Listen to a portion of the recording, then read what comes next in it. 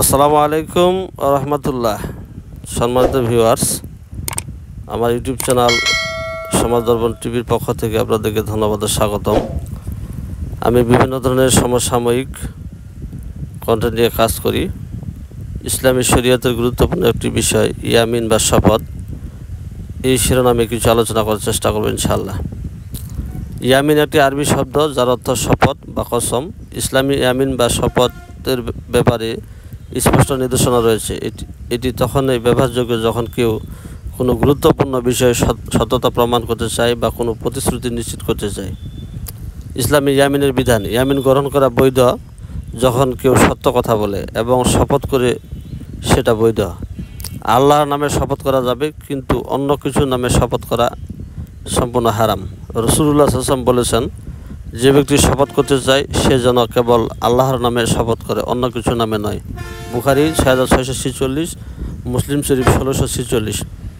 মিথ্যা ইয়ামিন বা মুখাল্লাবাত: ইচ্ছাকৃতভাবে মিথ্যা শপথ করলে এটি গুনাহ ও হারাম। রাসূলুল্লাহ সাল্লাল্লাহু আলাইহি ওয়াসাল্লাম বলেন, যে ব্যক্তি অন্যের সম্পদ অন্যায়ভাবে গ্রহণের জন্য মিথ্যা শপথ করে সে জাহান্নামে যাবে। বুখারী 2669 নম্বর হাদিস। ভুলবশত বা অতীতের বিষয়ে ইয়ামিন ভঙ্গ: কারো যদি ভুল হয়, তা ভুল তথ্য জানার কারণে শপথ করে ফেলে, সেটি অমার্জনীয় নয়। তবে মিথ্যার ইচ্ছা না থাকলে তার লঘু ইয়ামিন হিসাবে গণ্য হয় এবং এতে কাফারা নেই। ইয়ামিন ভঙ্গের কাফারা: যদি কেউ প্রতিজ্ঞা করেও তা পালন না করতে পারে তাহলে তাকে কাফারা আদায় করতে হবে। কাফারার ধাপগুলির মধ্যে অন্যতম হচ্ছে 10 জন দরিদ্রকে খাবার খাওয়ানো, এক দাস মুক্ত করা, আর 3 দিন সিয়াম পালন করা। সূরা মায়েদা আয়াত নম্বর 89। যেসব ক্ষেত্রে ইয়ামিন জায়েজ নয়: মিথ্যা বলার জন্য অপ্রয়োজনে অধিক শপথ করা, হালকা কথায় আল্লাহর নামে বারবার শপথ করা, অন্য কিছুর নামে শপথ যেমন নবীর, কাবার, মায়ের নামে ইত্যাদি ইয়ামিন করা সম্পূর্ণ শরীয়তে নিষিদ্ধ। ইয়ামিন বা কসম এটি ইসলামে গৃহীত কাজ, তবে হালাল পথে সত্যের জন্য ইয়ামিন করা জায়েজ আছে। মিথ্যা ইয়ামিন বা মিথ্যা কসম যদি কেউ করে তাহলে অবশ্যই তাকে কাফারা আদায় করতে হবে। ইসলামী শরীয়তে এটা একটি গুরুত্বপূর্ণ বিষয়। আমরা যে কোনো সময় ইয়ামিন বা শপথ করলে সেটা ইসলামী শরীয়ত মোতাবেক যেন হয় সেই দৃষ্টি আমাদের লক্ষ্য রাখা উচিত।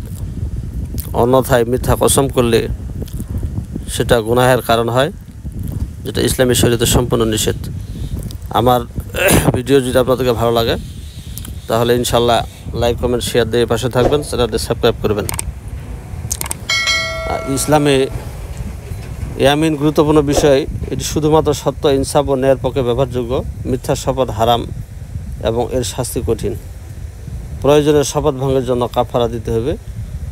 যাই হোক, আমরা ইয়ামিন থেকে দূরে থাকার চেষ্টা করি। প্রয়োজন হলে সত্য ন্যায় হলে ইয়ামিন করা জায়েজ আছে, অন্যথায় মিথ্যা এবং গ্রহীতের জন্য ইয়ামিন সম্পূর্ণ নিষিদ্ধ।